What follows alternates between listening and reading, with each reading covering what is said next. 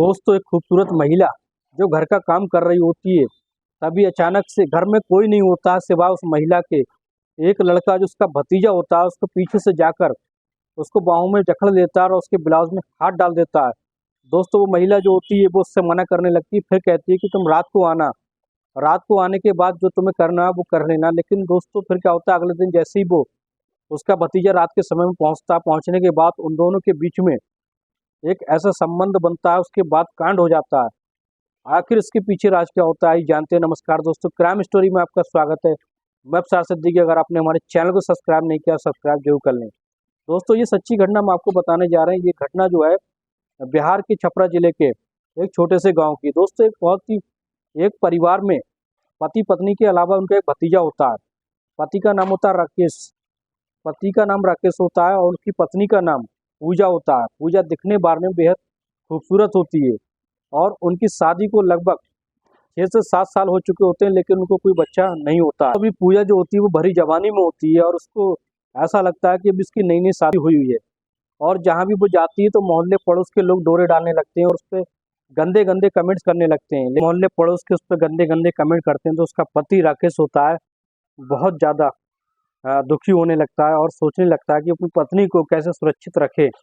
लेकिन दोस्तों फिर क्या होता है, जैसे जैसे समय बीतता जाता है समय के अनुसार एक दिन ऐसा होता है उसका पति खेत पर मजदूरी करने गया होता है, लेकिन अचानक से सांप के काटने से उसकी मौत हो जाती है और उसके घर में जो कोहराम मच जाता है। उसकी बीवी जवानी में ही विधवा हो जाती है। इस तरीके से पूजा जो होती है बड़े ज़्यादा दुखी रहने लगती है और अपने पति के ना होने के कारण शारीरिक सुख से वंचित हो जाती है। और इस तरीके से दोस्तों फिर क्या होता है, वो कुछ दिन तक सब्र करती। पूजा के परिवार के लोग आते हैं, पूजा के माता पिता आते हैं और उसके घर पर आकर कहते हैं कि अभी लड़की की भरी जवानी है, हम इसकी दूसरी शादी करना चाहते हैं।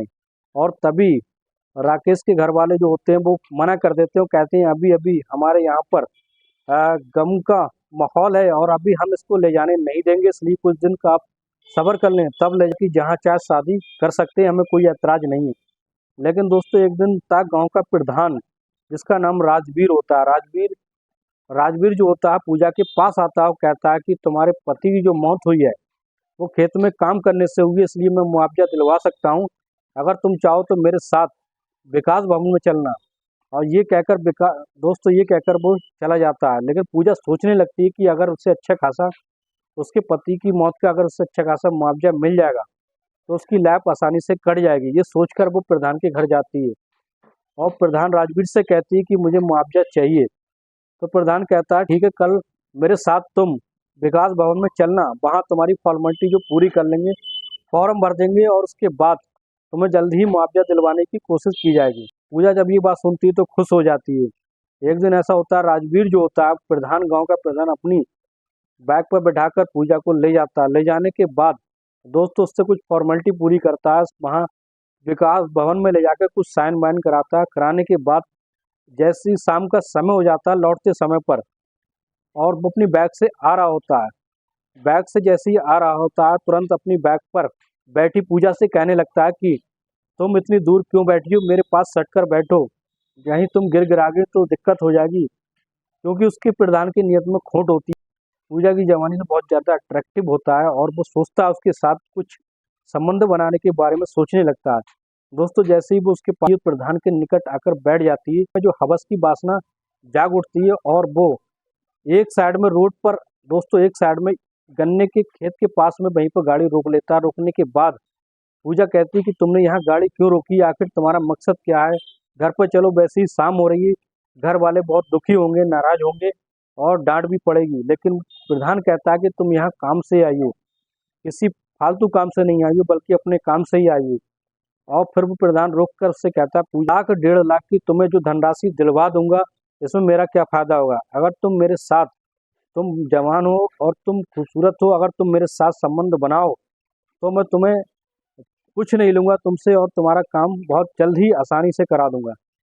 लेकिन पूजा भी क्या करती, मजबूर थी। अब उसके साथ जो होती है वो संबंध बना लेती। जैसे ही प्रधान और पूजा घर पर पहुंचते हैं तो उसका भतीजा जो होता है रोशन, रोशन पूछने लगता है कि आपने, चाची आपने इतनी देरी क्यों कर दी। अगले दिन प्रधान राजवीर जो होता है फिर से पूजा को ले जाने के बारे में कहने लगता है, लेकिन पूजा इस बार मना लेकिन इस बार पूजा मना करने लगती है। बार बार ऐसे तुम्हारे साथ जाना अच्छा नहीं लगता है। गांव वाले वैसे ही मुझसे ज़्यादा खफा रहते हैं, लेकिन जोर जबरदस्ती करके राजवीर जो होता है अपनी बैग पर बिठाकर उसको ले जाता है। ले जाने के बाद उसका थोड़ा जो काम होता है फॉर्मेलिटी पूरी करता है, उसके बाद वो सोचता है जैसी शाम हो जाए तभी मैं यहाँ से निकलूँ, क्योंकि उससे जल्दी जाने से उसका काम नहीं बन पाता। इसलिए जैसे ही शाम का समय होता है पूजा को बैग पर बैठाता है, फिर वहीं उसी ईख में ले जाता है। ले जाने के बाद दोस्तों जैसे ही राजवीर जो होता है वो उसकी पूजा को गन्ने के खेत में ले जाता है। ले जाने के बाद उसके साथ संबंध बना रहा होता है, पीछे से एक लड़का उसी गांव का उसको भांप लेता है, पीछे पीछे चलने लगता है और मौके ही वारदात पर दोनों को पकड़ लेता है और कहता है कि तुम ये सब क्या कर रहे हो, तुम ये सब ये करते हो, इतना लेट घर जाते हो, यही कारण है। तभी वो राजवीर जो होता है प्रधान गांव का डर जाता है और कहता है कि किसी को मत बताना। तो सोचने लगती कि उसके घर पर बहुत ज्यादा बवाल हो जाएगा, इसलिए कुछ मत कहना। इसके बदले में वो लड़का जो होता है वो कहता है मुझे भी यही काम करना है जो राजवीर कर रहा है, ये प्रधान कर रहा है। तभी चुपचाप जो होती है वो पूजा उसके साथ संबंध बना लेती है। संबंध बनाने के बाद फिर सब वे घर पर आ जाते हैं। आने के लड़का जो होता है जिसने संबंध बनाया था वो सारे गांव में ये फैला देता है दोस्तों ये पूजा जो है वो बचलन औरत है और सभी के साथ संबंध बनाती है। दोस्तों जब ये बात उसके भतीजे पूजा के भतीजे रोशन को पता चलती है तो बहुत ज्यादा दुखी हो जाता है और कहता है कि तुम इस तरह की औरत हो, मैंने सोचा नहीं था। दोस्तों पूजा का भतीजा रोशन होता है जब ये सोच लेता है कि ये बच्चलन लड़की है, सभी के साथ बच्चलन औरत है, सभी के साथ संबंध बनाती है, बना सकती है। और इसी तरीके से एक दिन ऐसा होता है पूजा घर पर अकेली होती है, घर का काम कर रही होती है, तभी जो रोशन जो होता है जाकर उसके ब्लाउज में हाथ डाल देता है और उसके साथ अश्लील हरकतें करने लगता है। तभी उसकी चाची पूजा कहती है तुम क्या कर रहे हो, ये तुम्हें शर्म नहीं आती, मैं तुम्हारी चाची हूँ। लेकिन दोस्तों रोशन कहता है कि ये काम तुम सबसे कराती हो, मुझसे कराने में क्या दिक्कत। फिर पूजा जो होती है वो उस बात के लिए राजी हो जाती है संबंध बनाने के लिए और कहती है तुम रात को मेरे पास आना। दोस्तों जैसी रात का समय होता है जो रोशन जो होता है पूजा के कमरे में पहुंचता है। पहुंचने के बाद दोनों एक दूसरे से साथ संबंध बनाते हैं। रोशन जो होता है इस तरीके से संबंध बनाता है कि पूजा की दर्दनाक चीखें निकल जाती हैं और वो चरम सुख मिल जाता है जो आज तक उसको कभी अपने पति से नहीं मिला था। अब तो रोशन की मर्दानगी से पूजा इतनी ज़्यादा खुश हो जाती है, उसी के साथ रहने का फैसला कर लेती है। लेकिन दोस्तों कुछ दिन के बाद उसके घर वाले आ जाते हैं और पूजा को ले जाने की कोशिश करते हैं और पूजा को अपने घर पर ले जाते हैं। दोस्तों पूजा को फिर पूजा के घर वाले उसे अपने घर ले जाते हैं। ले जाने के बाद उसको दूसरी शादी कराने की प्लानिंग करने लगते हैं कि जब अभी अभी जवान होती है इसलिए उसकी वो शादी दोबारा कर देना चाहते थे।